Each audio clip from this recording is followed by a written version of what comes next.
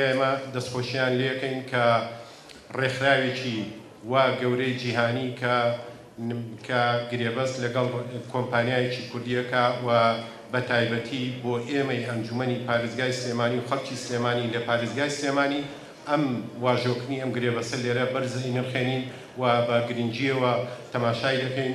بۆیە ئێمە نایشارینەوە ڕەنگە لە زۆر حاڵەتە هەندێک گرفتمان لە ماوەدەکان لە کۆی سێکتەرەکانە هەبێ و ڕەنگە یەکێ لەو سێکتەرانە سێکتەری کارەبا بێ. بۆیە ئەو ماوادانەی کە لە ڕێگای ئەم کۆمپانیانەوە دێت بە دنیای بە تایبەتی کۆمپانیای شنایدەر ئەلەکتریک کە دیارە ماوادەکانی بە کوالیتیەکی باش و بە کوالیتی فەڕەنسایە تێپەڕێت ئەوسا دێتە هەرێمی کوردستان بە دڵنیایی ئەتوانێت خزمەتێکی باش بە بواری سێکتەری کارەبا بکە لە هەرێمی کوردستان. سلێمانیە c'est la capitale de la culture. ڕاستەکە سلێمانی پایتەختی ڕۆشنبیریە. Mais il n'y a pas que. بەڵام تەنها هەر ئەوەندە نییە.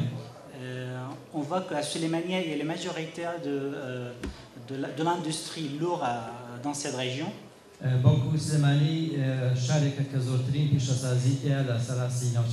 Et elle est très active dans le domaine économique.